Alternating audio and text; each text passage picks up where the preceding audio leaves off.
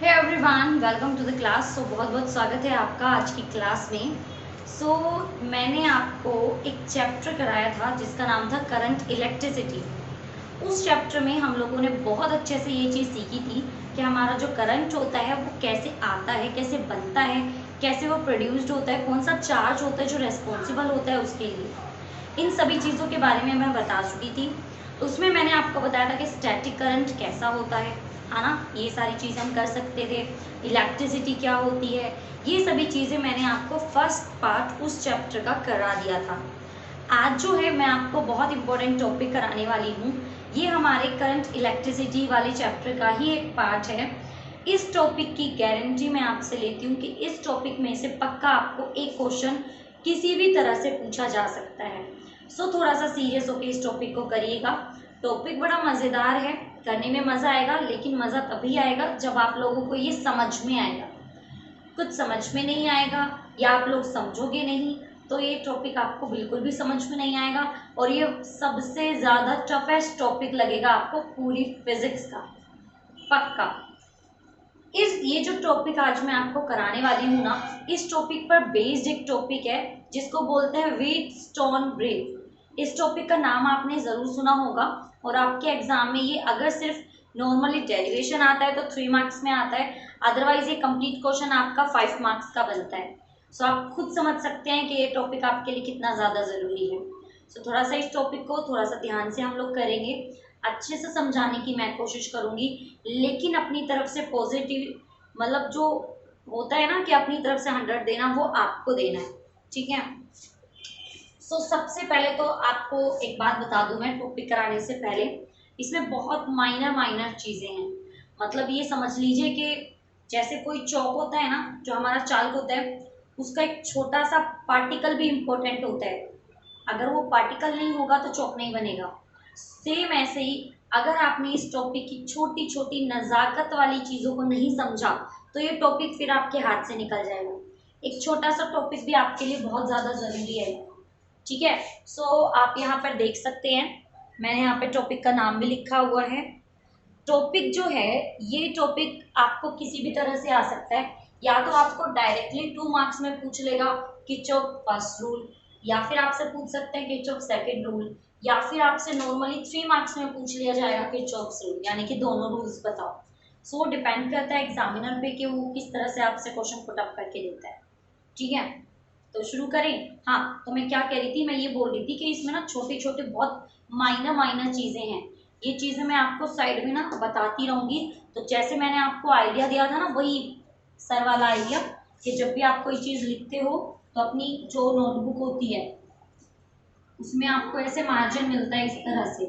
आप यहाँ पे कोई भी चीज़ लिखते हो तो जो मेन चीज़ होती है वो तो आप लिखते हो यहाँ, तो आप क्या करो, एक लाइन यहाँ पे लगा लो। जो भी मैं आपको एक्स्ट्रा चीज़ें बताऊंगी ना, वो आप यहाँ पे नोट डाउन कर लेना, ताकि आप लोग बाद में भूलो ना कि मैंने कैसे बताया था, ये टॉपिक कैसे कवर होना है, ठीक है। ये छोटी छोटी चीज़ों के लिए आपको ही लिखना होगा, आपके ही हाथ में है। शुरू करते हैं। हमारा टॉपिक जो है आज का, वो सबसे इम्पोर्टेंट टॉपिक है पूरे फिजिक्स का। इसका नाम है किरचॉफ रूल। सबसे पहले तो मैं आपको ये बता दूं कि ये रूल इतना फेमस क्यों है, क्यों मैं बोल रही हूँ ये सबसे इम्पोर्टेंट है। इलेक्ट्रिसिटी हम सबके लिए ज़रूरी है। ऐसी मेरे ख्याल से कोई भी नहीं होगा जो बिना इलेक्ट्रिसिटी रह सकता है। गर्मी में तो बिल्कुल भी नहीं, है ना। फ्रिज नहीं चलेगा, एसी नहीं चलेगा, कूलर नहीं चलेगा, आपका फैन नहीं चलेगा, लाइट नहीं आएगी, फोन चार्ज नहीं होगा, जान तो यहाँ अटक जाती है, लैपटॉप चार्ज नहीं होगा। समझ रहे हो ना। तो इलेक्ट्रिसिटी तो अपन लोगों को चाहिए। अगर आपको इलेक्ट्रिसिटी चाहिए तो इलेक्ट्रिसिटी जो होती है वो हमारी किस तरह से आती है, चार्ज उसको कैसे, मतलब कैसे वो आती है, कैसे सर्किट में घूमती है, कैसे इलेक्ट्रिसिटी मूव करती है, ये जो पूरा सर्किट वाला काम होता है ना, ये टॉपिक जो हमारे इलेक्ट्रिकल डिपार्टमेंट के बच्चे होंगे ना, उनके लिए ये मान लो यहाँ से यहाँ वाला टॉपिक है। कभी भी पूछा जा सकता है आपसे, तो इंटरव्यू में भी पूछा जा सकता है। तो थोड़ा सा सीरियस होकर इस टॉपिक को पढ़ना, ठीक है। तो इस चीज़ को समझिए, ये ना करंट का रूल है, करंट का और वोल्टेज का। 1 बाय 1 मैं सारी चीज़ें कराऊंगी, तो आप थोड़ा सा समझते हुए चलो। किरचॉफ है ना, किरचॉफ एक साइंटिस्ट का नाम है, ठीक है। जैसे हमारे ओम्स लॉ होते हैं, हमारे गोज लॉ होता है, और भी बहुत सारे, जैसे आइंस्टीन थ्योरम है, ऐसे बहुत जैसे न्यूटन्स लॉ है ना, सब साइंटिस्ट ने अपने अपने लॉ दिए थे अपने अपने फील्ड में, है ना। तो उसी तरह से किरचॉफ सर ने इलेक्ट्रिसिटी में अपना एक रूल दिया था, एक नहीं 2 रूल दिए थे। सो उनके नाम पे, उनके रिस्पेक्ट में इसका नाम पड़ गया था यहाँ पर किरचॉफ्स रूल। अब ये जो किरचॉफ्स रूल है ना, वो 2 तरह से हैं। किरचॉफ सर ने क्या किया, चीज़ों को 2 चीज़ों में डिवाइड किया। देखो, आप लोगों को पता है ओम्स लॉ जो होता है वो सबसे बड़ा लॉ होता है करंट का, इलेक्ट्रिसिटी का। वो बोलता है V = IR होता है। तो किरचॉफ सर ने क्या करा, किरचॉफ सर ने एक रूल तो बनाया वोल्टेज के लिए, क्योंकि इम्पोर्टेंट है करंट के लिए। सेकंड रूल बनाया है उन्होंने करंट के लिए। आर तो हमारा कांस्टेंट होता है, तो इसके लिए कोई रूल नहीं बनाया। तो किरचॉफ सर ने ना हमें 2 रूल दिए थे। फर्स्ट रूल है हमारे पास किरचॉफ फर्स्ट रूल, या फिर इसका सेकंड नाम है करंट रूल, या फिर इसका थर्ड नाम है जंक्शन थ्योरम। अब मैं आपको ये क्यों बता रही हूँ, क्योंकि कई बार क्या होता है एग्जामिनर बहुत ज़्यादा स्मार्ट होते हैं, वो चाहते हैं कि बच्चों को ना कंसेप्चुअल चीज़ें भी सारी याद हो। तो वो आपको बजाय ये देने के किरचॉफ फर्स्ट रूल, वो आपको या तो दे देगा जंक्शन थ्योरम या फिर आपको दे देगा करंट रूल। तो आपको पता होना चाहिए कि इसका क्या मतलब होता है, हमें ये क्यों दिया गया है, ठीक है। अब फर्स्ट रूल तो आप लोगों को वैसे भी समझ में आ गया कि फर्स्ट रूल है, इसलिए इसका नाम फर्स्ट रूल पड़ा है। करंट रूल, ये करंट के बारे में बताता है, इसलिए इसका नाम करंट रूल पड़ा है। लेकिन ये जंक्शन थ्योरम का क्या मतलब है, आया ना सबके दिमाग में ये चीज, और नहीं आई तो आनी चाहिए कि हमारा यहाँ पे इसको जंक्शन थ्योरम क्यों बोलते हैं, जंक्शन थ्योरम का क्या मतलब होता है, जंक्शन का क्या मतलब होता है। तो मैं बजाय पहले आपको यहाँ डेफिनेशन कराने के, मैं पहले आपको नाम का मीनिंग बता देती हूँ। देखो भाई, मान लीजिए आपका घर है, ठीक है, ये आपका घर है। अब घर में क्या होता है, घर में बहुत सारे रूम होते हैं। एक रूम यहाँ पे हो गया, मान लो एक रूम यहाँ हो गया, ये किचन होगा, ये हमारा वॉशरूम हो गया। सब में एक एक सर्किट लगा हुआ होता है, सॉकेट लगे हुए होते हैं ना हमारे, जहाँ से हम लोग स्विच ऑन करते हैं, ऑफ करते हैं। सबके घर में होता है, ऐसा कोई नहीं है जिसको पता ही नहीं कि कहाँ होता है। लेकिन इन सब का कनेक्शन कहाँ होता है, इन सब का कनेक्शन आपस में होता है हमारे घर के बाहर जो मीटर लगा हुआ होता है, जहाँ से हमारी रीडिंग आती है कि हमारे घर में कितनी इलेक्ट्रिसिटी यूज हुई है, हमारे घर में कितना इलेक्ट्रिसिटी बिल आया है, वो सारा का सारा उस मीटर से आता है। तो आप लोगों के दिमाग में कभी ये नहीं आया कि यहाँ पे सारी चीजें इससे कहीं ना कहीं मैचअप कर रही हैं। अगर मान लो कि ये मेरे घर में किसी भी कोने में एक बल्ब लगा हुआ है, उसका कनेक्शन जा रहा है सर्किट में, जो उस रूम का सर्किट है, फिर उस रूम का सर्किट के कनेक्शन जा रहा है दूसरे बाहर मीटर में। तो ये तो बहुत ज्यादा झोल हो गया, मतलब क्या है ये, कोई वायर कहीं से जा रहा है, कोई कहीं से जा रहा है, कोई कहीं से जा रहा है। तो ये समझ में नहीं आ रहा था कि इसको कैसे समझा जाए। तो किरचॉफ सर ने इसका बहुत इजी सा एक फंडा दिया हम लोगों को। उन्होंने क्या कहा कि हम किसी भी पॉइंट को ना एक मेन पॉइंट मान लेते हैं, ऐसा करके, ठीक है। मैंने इसको एक मेन पॉइंट मान लो, ये हमारे घर का मीटर है। अब यहाँ से कोई वायर तो आ रहा है, ठीक है, कोई वायर क्या कर रहा है, आ रहा है, जैसे मान लो ये वाला वायर, और कोई वायर जा रहा है। यानी कि कुछ करंट तो जाते हैं, कुछ करंट आते हैं, सबकी अपनी अपनी मर्जी होती है भाई, कोई भी कहीं से भी जा सकता है। तो मान लो मैं इसका नाम रखूँ I1, इसका नाम रख दूं मैं I2, ये हमारा I3, ये हमारा I4 और ये हमारा I5, ठीक है। तो हमने कहा कि ये करंट तो कहीं से भी आ सकता है, कोई भी। तो उन्होंने कहा जब भी 2 या 2 से ज्यादा, फॉर एग्जाम्पल मान लो मैंने ये सर्किट लिया, अभी अभी हमने घर लिया था ना अपना, यहाँ मीटर लगा हुआ, तो जहां भी जिस भी पॉइंट पर 2 लाइन आपस में आकर मिलेंगी, देखो ये जा रही है और ये यहाँ से आ रही है, तो जहां पर भी 2 लाइन आपस में मिल जाएगी उसको जंक्शन बोलेंगे। तो ये जहां पर आके मिली वो क्या हुआ, जंक्शन। तो एक जंक्शन ये हो गया, एक जंक्शन हमारा ये हो गया, मतलब जहां पे भी आपको कोना दिख रहा है ना, वो सभी कोने आपके क्या होंगे, जंक्शन होंगे। सो किसी भी कोने से कितनी भी लाइन हमारी जा सकती है। तो हम लोगों को इस चीज का पूरा ध्यान रखना है कि हम लोगों को कैसे इस चीज को यहाँ पर समझकर चलना है कि हमारा जो जंक्शन है वो कोई नाम नहीं है, वो बोलते हैं हम लोग एक पॉइंट को जहां से करंट आ भी सकता है जहां से करंट जा भी सकता है। इसको मैं थोड़ा सा इजी करके बताती हूँ। आप लोग अभी ट्रेन में सफर किया है आप लोगों ने, ऑफ कोर्स आपने किया होगा। तो जैसे कि मान लीजिए आप लोग है ना कहीं से भी चलना आपने शुरू किया, तो एक जंक्शन आता है ना जहां पर आपकी ट्रेन रुक जाती है ना, एक स्टेशन होता है, एक जंक्शन होता है, तो फिर आगे चली जाती है। तो इसका मतलब एक यहाँ पर सिटी थी है ना, और एक यहाँ पर सिटी थी, तो इन दोनों सिटी को मिलाने वाला जो ये पॉइंट है ये जंक्शन होता है। सो जंक्शन का मतलब क्या हुआ, जंक्शन का मतलब हुआ जहां पर कोई भी दो लाइन आपस में आकर मिल जाएगी। ये चीज समझ में आई, जंक्शन का मतलब समझ में आया। तो जरूरी नहीं है या एक ही मिलेगा। फॉर एग्जाम्पल अगर मैं यहाँ पे एक लाइन और लगा दूं, तो अब आप अगर यहाँ पर देखोगे ना, तो देखो एक लाइन यहाँ से जा रही है ऐसे, तो एक ऐसे भी आएगी यहाँ पे, तो यहाँ पे 3 करंट काम करेंगे, नीचे वाला I1, ये वाला I2, ये वाला I3। यानी कि एक वो पॉइंट जहां से करंट आ भी रहा है जा भी रहा है, वो हमारा जंक्शन होता है। अब करंट का काम क्या होता है, इस वायर से निकला उसमें चला गया, उसको तो जहां पर भी सर्किट मिलेगा क्लोज घुस जाएगा वहीं पर। तो सेम ऐसा ही जंक्शन का मतलब होता है करंट रूल। सो जंक्शन थ्योरम का यहाँ पर मतलब था एक ऐसा पॉइंट जहां पर करंट आ भी सकता है, जहां पर करंट जा भी सकता है। ठीक है, ये जंक्शन का मतलब समझ में आया आपको, ये जंक्शन क्या होता है और इसका नाम जंक्शन थ्योरम क्यों है। क्लियर हुई इतनी सी बात, पक्का श्योर हो। अगर आपको ये चीज यहाँ पर समझ में आ गई ना, फिर तो आपको सारी की सारी चीजें बहुत अच्छे से समझ में आ जाएंगी। लेकिन अगर आप लोगों को ये समझ में नहीं आया कि जंक्शन का मतलब क्या है, फिर आपको ये भी समझ में नहीं आएगा कि ये कैसे सॉल्व करना है। ठीक है, तो शुरू करें। अब मैं आपको इसकी बताती हूँ डेफिनेशन। तो सबसे पहले Kirchhoff first rule, current rule और जंक्शन थ्योरम। तो इसकी डेफिनेशन क्या है, according to this rule the algebraic sum of various current. Algebraic sum का मतलब होता है, फॉर एग्जाम्पल मैं आपसे कहूँ कि मैंने कोई भी चीज है ना 3 रुपए की खरीदी, ठीक है, और कोई और चीज मैंने 4 रुपए की खरीदी, कोई और चीज मैंने 1 रुपए की खरीदी, तो बताना जरा टोटल कितने हुए। तो आप क्या करोगे, 4 और 1 5, 5 और 3 8, 8 रुपए हुए टोटल। तो आपने जो ये मैथमेटिक्स लगाई ना, टोटल काउंट करना मैथमेटिक्स में, इसको बोलते हैं algebraic some.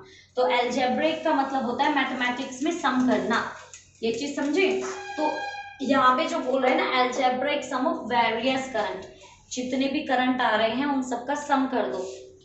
Meeting at A junction, जो किसी भी एक पॉइंट पर आकर मिलते हैं उन सभी करंट का क्या कर दो, सम।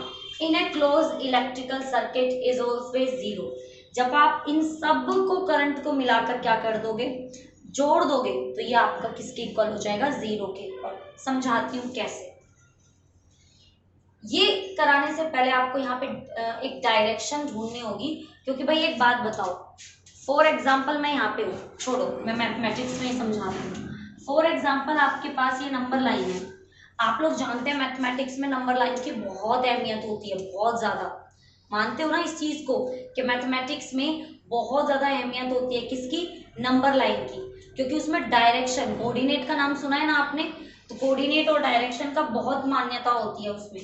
तो देखो कैसे सॉरी, मान लीजिए यहाँ पे आपका 0 है, अगर आप लेफ्ट साइड आते हो तो आपका माइनस शुरू हो जाता है, -1 -2 -3, ऐसे आपका इधर राइट साइड पॉजिटिव 1 2 3 4। तो अगर मैं आप लोगों को कहूँ कि मेरे पास -4 कोई भी चीज थी और मेरे पास +3 थी, तो ऐसा थोड़ी ना आप इसको जोड़ दोगे और आप कहोगे क्या आंसर 7 है, ऐसा नहीं हो सकता। आपको माइनस का भी ध्यान रखना पड़ता है, आंसर आएगा -1। तो यहाँ पर भी आपको करंट की वैल्यू पर माइनस प्लस का ध्यान रखना है। तो कहने का मतलब आपको साइन का ध्यान रखना है कि प्लस आएगा या माइनस। अगर आपने साइन कन्वेक्शन सीख लिया तो फिर ये टॉपिक ऐसे है। देखो मैं बताती हूँ क्या है साइन कन्वेक्शन। साइन कन्वेंशन क्या होता है, current flowing towards a junction. अगर कोई करंट जा रहा है जंक्शन की तरफ, टेकन एज पॉजिटिव, तो उसको पॉजिटिव लोगे। Current flowing away from junction taken as negative, अगर वो जा रहा है वापस जा रहा है तो उसको नेगेटिव लेंगे। कैसे बताती हूँ, देखो अभी अभी मैंने यहाँ पे नाम रखा था ना कुछ करंट का, देखो ये हमारे पास कौन सा करंट है, I1। एक बार आप डायग्राम को ध्यान से देखो, आपको डायग्राम कुछ थोड़ा बहुत समझ में आ रहा है क्या है? अगर आपको ये थोड़ा बहुत भी समझ में आ रहा है तो देखो बहुत इजी है। ये करंट जा रहा है ना, अंदर जा रहा है अंदर, तो एक तो ये वाला करंट अंदर जा रहा है I1 है ना, और कोई करंट एक I2 अंदर जा रहा है, बाकी सब बाहर जा रहे हैं। तो हम I1 और I2 को तो क्या ले लेंगे, पॉजिटिव। सो I1 प्लस I2, बाकी सारे बाहर जा रहे हैं तो नेगेटिव हो जाएंगे। सो -I3 -I4 -I5, और यहाँ पे लिखा हुआ है कि इन सब का सम करके 0 के इक्वल आ जाएगा, समेशन 0। तो ये सारा किसके इक्वल आ जाएगा, आपका 0 के इक्वल। और अगर ये सारा इक्वल है तो ये माइनस माइनस में उधर कर दूं तो ये कहता है कि I1 plus I2 is equal to I3 plus I4, क्योंकि पॉजिटिव हो जाएगा ना उधर जाके, I5। ये हो गया हमारा अलजेब्रिक सम। यानी कि मैं बताती हूँ इसका मतलब क्या है। यानी कि इसका कहने का मतलब है कि जब भी किसी सर्किट में करंट फ्लो करेगा तो वो टोटल का टोटल करंट आपका किस पर डिपेंड करेगा, इस बात पर कि कितना करंट अंदर गया है और कितना बाहर गया है। तो ये होता है हमारा फर्स्ट रूल। इसको मैं थोड़ा सा और इजी वे में समझाने की कोशिश करती हूँ। फॉर एग्जाम्पल, आपके घर में कोई सर्किट है, उसमें 5 एम्पियर का करंट जा रहा है, 3 एम्पियर का निकल रहा है, फिर 2 एम्पियर का फिर से निकल रहा है, 4 एम्पियर का फिर से अंदर जा रहा है। तो आपसे मैं पूछूं सर्किट में कितना करंट है तो कैसे बताओगे? बहुत सिंपल है, सबको सम कर दो। लेकिन सम कैसे करना है, जो अंदर जाना है वो पॉजिटिव लेना है। सो 5A प्लस 4A, जो बाहर जा रहा है उसको नेगेटिव ले लो, -3A minus 2A is equal to 0, क्योंकि अलजेब्रिक सम 0 होता है। 0 कर दिया। अब टोटल करो, 5 और 4 9, सो 9 एम्पियर माइनस 3 और 2 5, 5 एम्पियर। टोटल कितना बचा, ये कितना आएगा हमारा, 9 में से 5 गए जल्दी से, 4। सो 4 एम्पियर करंट हमारा उसमें क्या कर रहा है, फ्लो कर रहा है। तो ऐसे हम लोग करंट को फाइंड आउट कर सकते हैं। अब समझ में आया कि फर्स्ट रूल क्या बताता है? फर्स्ट रूल हमें बताता है कि कितना करंट आपके सर्किट में फ्लो कर रहा है, यानी कि अलजेब्रिक सम कितना है। सिंपली हमें इसमें मैथमेटिक्स लगाना है। अगर आप इसमें सिंपली मैथमेटिक्स लगा देते हो तो आप इसको आसानी से कर लोगे। समझ में आया कुछ थोड़ा बहुत? तो जितना भी मैंने आपको ये एग्जाम्पल दिया है ना, ये जो छोटी छोटी चीज़ें मैंने आपको बताई हैं, इसको नोट डाउन कर लेना, हल्के में मत लेना। अगर अब हल्के में ले लिया ना, फिर नहीं आने वाला कुछ भी समझ में। तो इस चीज़ को थोड़ा सा यहाँ पर समझते हुए चलो कि कैसे ये पॉजिटिव हुआ, कैसे ये नेगेटिव हुआ, कब नेगेटिव होगा, बाहर जाएगा तो नेगेटिव होगा, अंदर आएगा तो पॉजिटिव होगा। तो इन चीज़ों को थोड़ा सा समझते हुए चलो। देखो भाई, सिंपल सी बात है, अगर आप खाओगे खाओगे खाओगे तो आपका वेट गेन करेगा, पॉजिटिव होगा ना, और ज़्यादा प्लस होता चला जाएगा। मान लो मेरा 50 है, मैंने खाया, बहुत ज़्यादा खाना खाया, तो 5 kg इंक्रीज हो गया, तो 5 kg उस 50 में ऐड होगा ना, 55 हो जाएगा। तो जब कोई चीज़ ऐड होती है, अंदर आती है तो पॉजिटिव, और जब कोई चीज़ बाहर निकलती है, जैसे मान लो मेरा वेट कम हो रहा है, तो जब कोई चीज़ आपकी बाहर निकलती है तो वो आपकी नेगेटिव हो जाती है। तो साइन कन्वेक्शन तो मुझे नहीं लगता इतना कुछ मुश्किल है आपके लिए, ईजी सा है। तो ये चीज़ें एक बार नोट डाउन कर लो।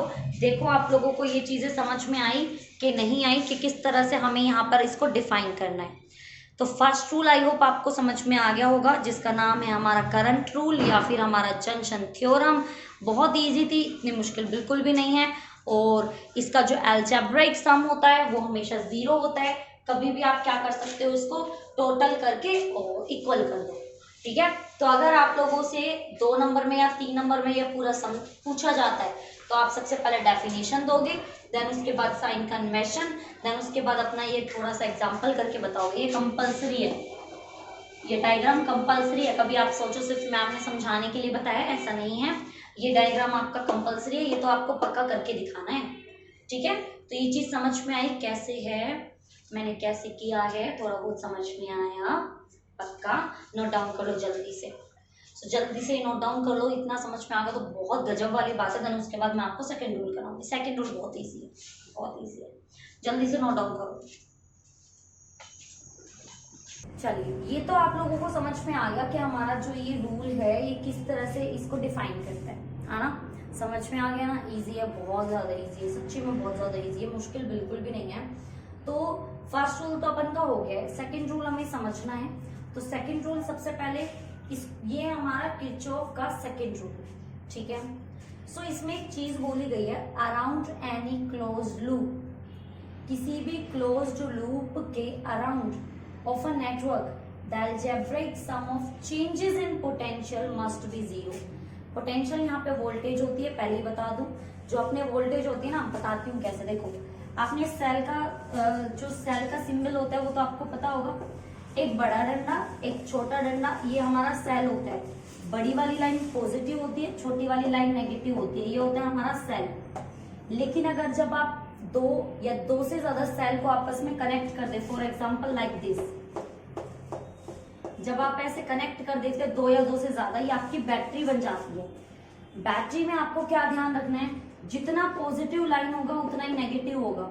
दूसरी बात, एक साइड पॉजिटिव होना चाहिए, एक साइड नेगेटिव होना चाहिए, कंपल्सरी है। ये जो आप साइन देख रहे हो ना, ये आपकी वोल्टेज देता है। करंट जब आपका आता है ना, वो वोल्टेज की वजह से आता है, इसी को पोटेंशियल बोलते हैं। क्योंकि एक पॉजिटिव एक नेगेटिव, तो दोनों का जो डिफरेंस होता है उसको बोलते हैं पोटेंशियल डिफरेंस, पॉजिटिव और नेगेटिव का डिफरेंस। तो ये बोल रहा है कि इनका जो चेंज इन पोटेंशियल है ना, वो जीरो के इक्वल होना चाहिए, लाइक दिस। तो इसका होता है, ये समेशन का मतलब होता है सबको ऐड कर दो, जितनी भी वोल्टेज जा रही है। इसको बोलते हैं also known as voltage rule या फिर आपका लूप थ्योरम। वोल्टेज रूल या फिर आपका लूप थ्योरम। अब जैसे इसमें मैंने आपको समझाया कि जंक्शन क्या होता है, इसमें आपको समझना पड़ेगा कि ये लूप क्या होता है। देखो भाई, वैसे तो लूप का मतलब होता है कि जिस पॉइंट से चलना आपने शुरू किया उसी पॉइंट पर वापस आ जाओ, ये होता है आपका लूप। क्या होता है ये लूप। लेकिन अगर मैं बात करूं इस रूल के बारे में, तो इस रूल में आप कैसे समझोगे, देखो ये आपका सर्किट है, तो मुझे यहाँ पे क्या लगाना पड़ेगा, मान लो मैंने यहाँ रेजिस्टेंस लगा दिया, मैंने यहाँ पे क्या लगा दिया, आपका बैटरी लगा दी, यहाँ पे मैंने इसमें स्विच लगा दिया। तो करंट हमेशा जाता है आपके पॉजिटिव से, तो पॉजिटिव से करंट चलना शुरू होगा, चलेगा चलेगा चलेगा चलेगा, यहाँ से आएगा और कहाँ आके रुक जाएगा, नेगेटिव में। तो अगर आपने ध्यान दिया, वो यहाँ से चलना शुरू हुआ था, एक लूप बनाया इसने, और यहीं आके स्टॉप हो गया इसी पॉइंट पर, है ना। तो ये क्या बना लेता है, एक लूप बना लेता है। तो इस लूप में कितने वोल्टेज है, अब ये तो मैंने एक ही सर्किट बनाया है। फॉर एग्जांपल आपका दूसरा रूम भी है, आपके रूम में यहाँ पे एक और लगा होगा ऐसा करके, है ना, तो उसमें भी करंट ऐसा ऐसा करके जाएगा, ऐसा ऐसा करके, है ना। तो अब यहाँ पे दो क्या हो गई, दो वोल्टेज लग गई। अब हम कैसे निकालें कि वोल्टेज हमारी कैसे आएगी, तो जैसे इसमें साइन कन्वेंशन था ना, वैसे इसमें साइन कन्वेंशन है, और जो मैं आपको व्हीटस्टोन ब्रिज कराऊंगी ना, उसमें भी आपकी सेम आएगी। तो इसलिए आपको ये वाला साइन कन्वेंशन आना चाहिए। देखो मैं बताती हूँ कैसे करना है। फॉर एग्जाम्पल आप यहाँ से जा रहे हो, मैं नाम रख देती हूँ A B C D E F। मान लो आप यहाँ से चलना शुरू हुए हो, तो आपने पॉजिटिव से चलना शुरू किया, ऐसा ऐसा ऐसा ऐसा ऐसा। तो जब आप इधर आ रहे हो, तो जब आप इधर आओगे ना ऐसे, जब आप यहाँ से आओगे तो आप पॉजिटिव लोगे, क्योंकि मान लो मैं जब चलूंगी यहाँ से ऐसे, तो पॉजिटिव की तरफ चलूंगी। मान लो आप उल्टे जा रहे हो, आप ए से चलना शुरू किए और ऐसे जा रहे हो, तो अब जब आप ऐसे जाओगे तो किसकी तरफ जा रहे हो, नेगेटिव की तरफ, पॉजिटिव को क्रॉस करके नेगेटिव की तरफ। तो आप साइन कैसा लोगे, नेगेटिव लोगे। तो यहाँ पर ये चीजें होती हैं जो आपको बहुत ध्यान से देखनी है। और हम हमेशा किसको लेते हैं, देखो मैं बताती हूँ, इसका रूल होता है V = IR प्लस EMF। कितनी वोल्टेज है, कितना करंट जा रहा है, क्या रेजिस्टेंस है और कितना EMF है। EMF किसको बोलते हैं, वोल्टेज किसको बोलते हैं, बता देती हूँ। EMF आपका तब मेजर होता है जब आपका जो ये होता है ना, क्या बोलते हैं इसको, जो आपका ये होता है स्विच होता है, की होती है, जब ये आपकी ओपन होती है, ओपन हो की, तो आपका EMF होता है। जैसे ही आपकी क्लोज हो जाती है और करंट फ्लो करने लग जाता है, वोल्टेज बन जाता है। ये डिफरेंस आपको आना चाहिए। सबसे ज्यादा मोस्ट इम्पोर्टेंट डेफिनेशन में आती है ये चीज आपकी कि EMF कब होगा और वोल्टेज कब होगा। तो इस चीज को थोड़ा सा आपको सीख कर चलना है। वोल्टेज तब होता है जब आप लोगों का क्लोज सर्किट होता है और करंट फ्लो कर रहा है। चाहो तो यहाँ ब्रैकेट में लिख लो, करंट फ्लो कर रहा है, ठीक है। और आपका ओपन कब होता है, नो करंट फ्लो, कोई करंट फ्लो नहीं कर रहा क्योंकि स्विच तो आपका ओपन है ना, सर्किट टूटा हुआ है, कोई करंट फ्लो नहीं करेगा। तो ये थे आपके दो रूल जिनको बोलते हैं हम लोग जंक्शन रूल और बोलते हैं आपका लूप थ्योरम। सो ये दो चीजें हैं, अगर आपको ये चीजें यहाँ पर समझ में आ जाती हैं तो फिर तो बात ही क्या है। और अगर आपको नहीं आई हैं, सीरियसली ये चीजें समझ में नहीं आई है, फिर आपको नहीं आने वाला हमारा बहुत ही ज्यादा इंपॉर्टेंट टॉपिक जिसका नाम है व्हीटस्टोन ब्रिज। और जब तक आपको वो नहीं आएगा आपके मार्क्स कट। थोड़ा सा सीरियस होके पढ़ना पड़ेगा, इसीलिए बोल रही हूँ थोड़ा सा सीरियस होके पढ़ो इस चीज को। सो अब हम लोगों को क्या करना है, ये दोनों चीजें आप लोग नोट डाउन करोगे। जो छोटी छोटी चीजें मैंने आपको समझाई हैं, कराई हैं, ये आप बना लोगे। कुछ आप बुक की भी हेल्प ले सकते हो, अदरवाइज नोट्स इतने एनफ है। इसका साइन कन्वेंशन अपनी बुक से लिख लेना, थोड़ा ज्यादा था तो मैंने नोट डाउन नहीं कराया, वैसे मैंने बता दिया है। वैसे साइन कन्वेंशन कंपलसरी भी नहीं होता, बस आपको डेफिनेशन देनी होती है और नीचे अपना ये लिखना होता है कि डायग्राम इस तरह का है, देन उसके बाद छोटा छोटा कुछ करके दिखाना होता है। अदरवाइज तो इजी है ना, करके दिखा सकते हो ना। मैंने आपको एक एग्जांपल करके दिखाया था ना, पहले आप इतना लिखकर और फिर एग्जांपल में बता देना। अगर मान लो इसकी वैल्यू 5 है, इसकी 6 है, 7 कुछ भी है, तो इसको आप एक बार सम करके दिखा देना कि सम करने के बाद वो वैल्यू कैसे आप लिखोगे। समझ में आया? थोड़ा बहुत तो आया होगा, इजी है ना। तो उसको थोड़ा सा करने की कोशिश करो। अपनी जो आपकी रफ नोटबुक है उसमें इसको नोट डाउन करिए, देन उसके बाद अपनी फेयर नोटबुक में नोट डाउन करिए और दिमाग में ये नोट डाउन कर लीजिए कि जब तक आप लोगों को ये समझ में नहीं आएगा, आप लोगों को किरचॉफ का जो व्हीटस्टोन ब्रिज है जिसमें किरचॉफ लॉ रूल जो है वो यूज होने वाला है, तब तक आपको वो नहीं आएगा समझ में। ठीक है, समझ में आया मेरा बच्चा? थोड़ा बहुत कुछ या नहीं, दिमाग से आउट आ गया होगा, आई नो दैट। ठीक है, सो थोड़ा सा इस चीज को करके देखिए, मुश्किल नहीं है। आज देखो मैंने बहुत सीरियस होकर आपको ये कराया है, वो इसीलिए कराया है क्योंकि ये चीजें आपके लिए बहुत ज्यादा जरूरी होने वाली हैं। कई बार चीजें ऐसी होती हैं देखने में इजी लगती हैं और दिमाग से बाहर। वैसे मुझे पता है आप लोगों को इजी तो नहीं लग रहा होगा, क्योंकि जो करंट इलेक्ट्रिसिटी चैप्टर है ना वो इतना इजी तो नहीं है, इतना इजी तो नहीं है, क्योंकि इसमें एक करंट की वैल्यू पूरा घुमा देती है। एक इलेक्ट्रॉन, एक छोटा सा पार्टिकल जो कि प्रोटॉन, इलेक्ट्रॉन, न्यूट्रॉन मिलकर आपका एटम बनाता है, और अकेला इलेक्ट्रॉन पूरी दुनिया को हिलाकर रख देता है ना। हमें मारने के लिए इलेक्ट्रॉन काफी है, क्योंकि इलेक्ट्रॉन अगर मोशन में हो तो करंट बनाता है। तो इतना इजी नहीं है जितना इजी हम इस चीज को यहाँ पर समझ रहे हैं। सो एक जो ये हमारे पास इलेक्ट्रॉन है ना, ये बहुत टफेस्ट होता है, तो ये कुछ भी कर सकता है। तो थोड़ा सा इस चीज को समझिए, थोड़ा इस चीज को यहाँ पर समझने की ही कोशिश कीजिए। ठीक है, तो ये दोनों जो मैंने आपको कराया है इसको करके देखिए। और अगर फिर भी आप लोगों को कुछ समझ में नहीं आ रहा है, कहीं पर कोई कंफ्यूजन है, या आप लोगों को कुछ भी ऐसा है कि मैम ऐसे नहीं ऐसे कराओ, तो मुझे बता दो कमेंट करके, मैं दोबारा कराऊंगी। ठीक है, लेकिन प्लीज कर लेना। और जो भी बच्चे हमारे चैनल पे न्यू हैं, बच्चा पार्टी भाई, अगर आपको समझ में आ रहा है थोड़ा बहुत, अब तो लाइक करना मत भूलिएगा, चैनल को सब्सक्राइब कर दीजिएगा और अपने फ्रेंड्स के साथ शेयर कर दीजिएगा। और मुझे कमेंट करके जरूर बताया करो कि आप लोगों को समझ में आ रहा है कि नहीं आ रहा है। देखो आप लोग बताओगे ना तो हमें अच्छा लगेगा। ठीक है, तो मुझे ये जरूर बताना कि आप लोगों को ये कैसा लगा, समझ में आया कि नहीं आया। सो हम लोग नेक्स्ट हमारी जो वीडियो होगी उसमें मैं आपको कराऊंगी व्हीटस्टोन ब्रिज, जो कि हमारा बहुत इंपॉर्टेंट टॉपिक है। ठीक है, सो स्टार्ट करेंगे हम लोग नेक्स्ट वीडियो में। तब तक इसको अपनी रफ नोटबुक में करके देखो, फेयर में नोट डाउन कर लो, ये आपका होमवर्क है। मिलेंगे नेक्स्ट में, तो वीडियो को जल्दी से लाइक कर दो, चैनल को सब्सक्राइब कर दो, शेयर कर दो। Bye bye, take care.